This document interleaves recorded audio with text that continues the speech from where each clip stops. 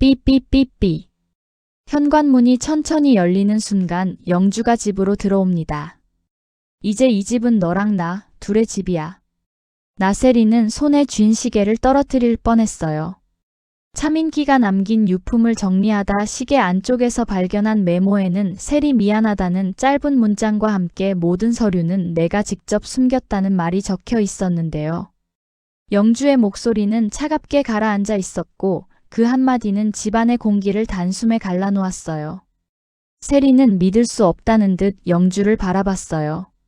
자신이 차민기와 오랫동안 머물렀던 집에 영주가 아무렇지도 않게 들어왔다는 사실부터 견디기 어려웠는데요. 이제는 집마저 둘이 나눠 가져야 한다는 말이 세리의 마지막 자존심을 건드렸어요. 손안의 메모는 구겨질 듯 흔들렸고 시계는 차갑게 손바닥을 눌렀습니다. 결국 일이 이렇게 되어버렸다는 생각에 세리의 눈빛은 분노로 단단해졌어요. 일도 흔들리고 법적으로 인정받을 자리도 없고 이제 집까지 빼앗길지 모른다는 현실이 한꺼번에 덮쳐왔으니까요. 기어코 이 집까지 가져가겠다는 거야? 세리는 영주에게서 시선을 떼지 않았어요. 영주 역시 물러서지 않았습니다.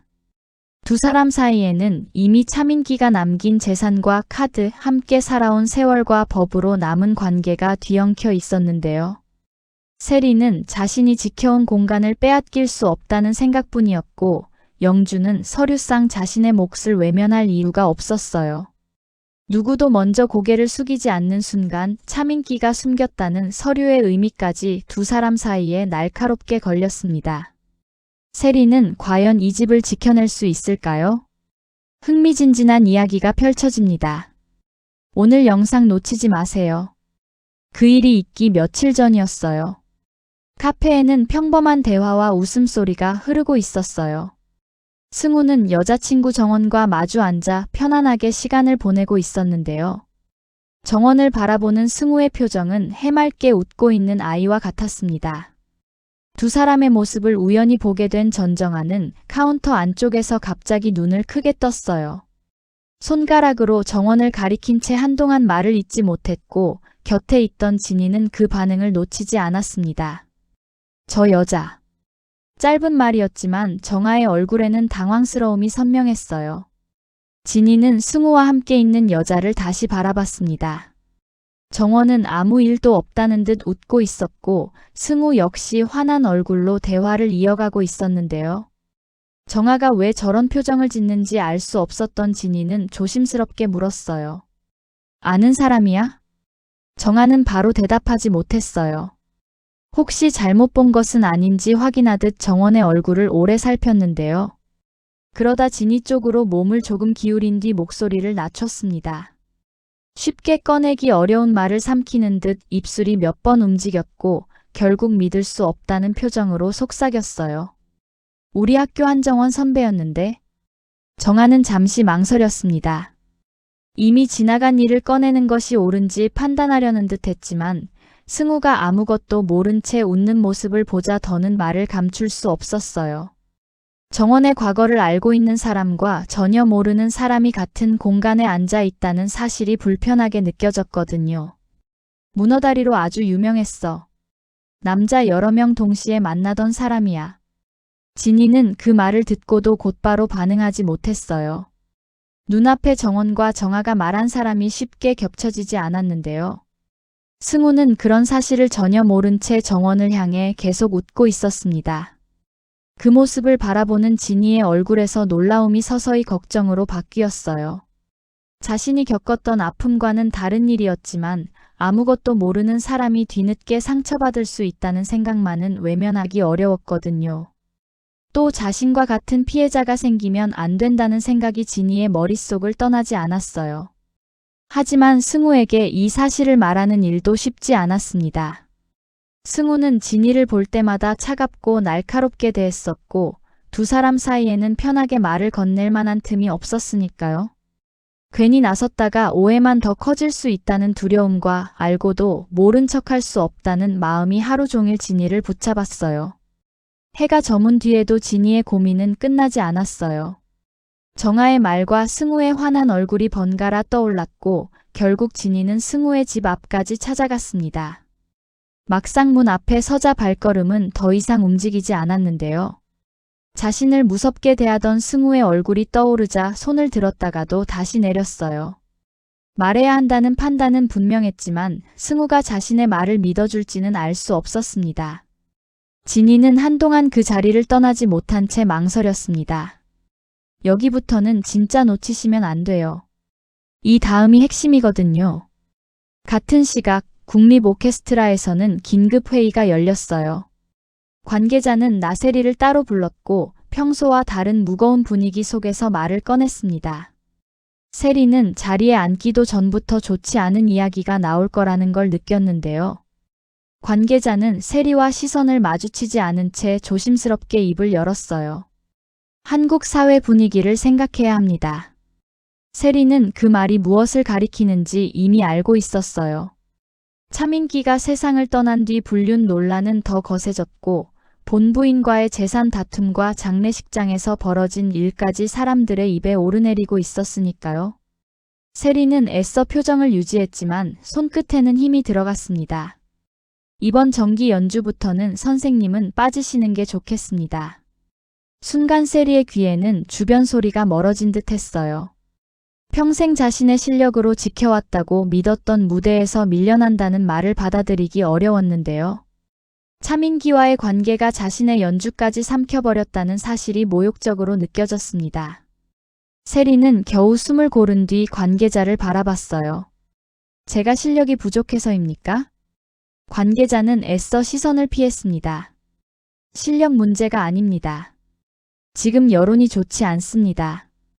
그 말은 오히려 세리를 더 아프게 했어요. 실력이라면 노력으로 증명할 수 있었지만 이미 퍼진 시선과 비난은 연주로 되돌릴 수 없었으니까요. 불륜 논란과 본부인과의 재산 다툼, 장례식 소동이 하나의 꼬리표처럼 따라붙었고 평생 지켜온 무대는 한순간에 흔들렸습니다. 자신의 연주가 아니라 자신의 삶이 심판받고 있다는 느낌을 지울 수 없었습니다. 오케스트라를 나온 세리는 곧장 변호사 사무실을 찾았어요. 일에서 밀려난 뒤에도 집과 재산만큼은 지키고 싶었는데요. 변호사는 세리가 기대하는 말을 쉽게 내놓지 않았습니다.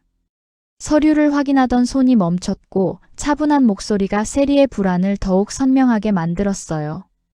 본부인의 인정이 필요합니다. 그 말을 듣는 순간 세리는 아무 말도 하지 못했어요.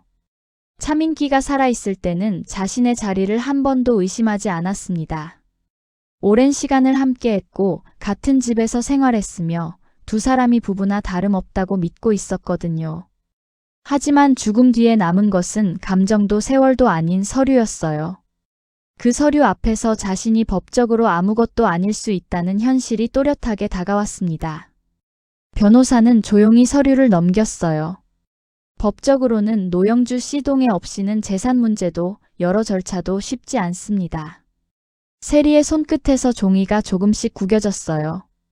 장례식장에서 자신을 바라보던 영주의 차가운 눈빛이 떠올랐고 물을 뿌리며 맞섰던 순간까지 되살아났는데요.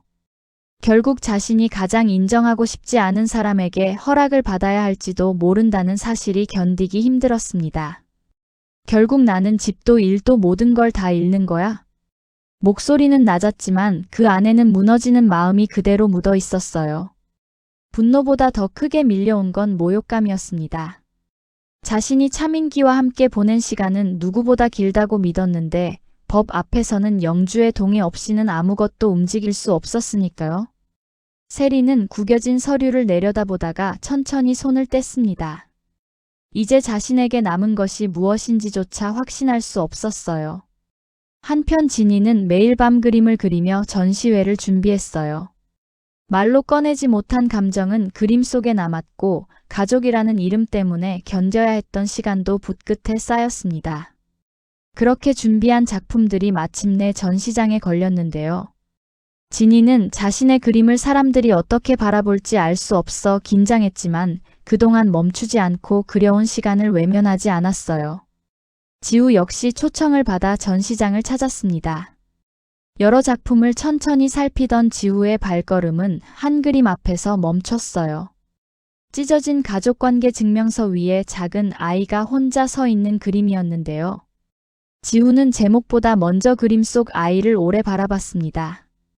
종이 위에 적힌 가족이라는 말과 혼자 남은 아이의 모습이 쉽게 떨어지지 않았어요.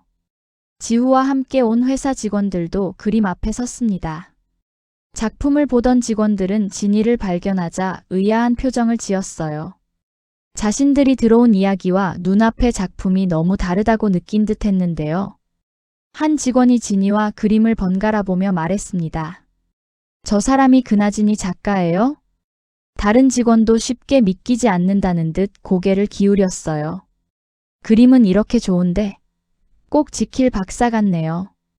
그림하고 사람하고 완전 따로 놀 수가 있나요? 지우는 직원들을 바라봤습니다. 그 말이 마음에 걸렸어요. 자신 역시 도희의 말과 주변의 시선만 믿고 진이를 판단했던 건 아닐까 하는 생각이 처음으로 선명하게 들었는데요. 그림 속에 담긴 외로움과 상처는 자신이 알고 있던 진이의 모습과 달랐습니다. 누군가를 위협하고 문제를 만드는 사람이라고만 여겼지만 눈앞의 작품은 오래 견딘 사람의 마음처럼 보였어요. 자신의 작품을 살피기 위해 전시장 안을 걷던 진이는 그림 앞에 서 있는 지우를 발견했어요. 두 사람은 잠시 아무 말 없이 서로를 바라봤습니다. 카페에서 도희를 향해 단호하게 말했던 장면만 보고 자신을 오해했던 사람이기에 진이의 표정에는 경계가 남아 있었는데요. 지우는 이전처럼 곧바로 판단하지 않았습니다. 다시 그림을 바라본 뒤 조심스럽게 물었어요. 이 그림 왜 그렸습니까? 진이는 바로 대답하지 않았어요. 찢어진 종이 위에 홀로 서 있는 아이를 바라보며 자신이 지나온 시간을 떠올리는 듯 했는데요.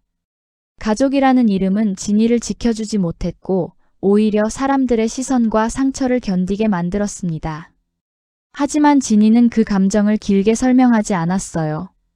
가족이라는 종이가 사람을 살리기도 하고 죽이기도 하니까요. 짧은 대답이었지만 지우는 쉽게 말을 잇지 못했습니다. 자신이 알고 있다고 믿었던 진이와 눈앞의 진이가 다르게 느껴졌어요. 소문 속에서는 날카롭고 위협적인 사람이었지만 그림 앞에 선 진이는 자신의 상처를 조용히 견디며 작품으로 남긴 사람이었습니다. 지우의 시선은 다시 그림으로 향했고 진이는 아무 말 없이 그 곁에 서 있었어요. 두 사람 사이에는 아직 풀리지 않은 오해가 남아 있었지만 지우의 판단은 처음과 같은 자리에 머물러 있지 않았습니다.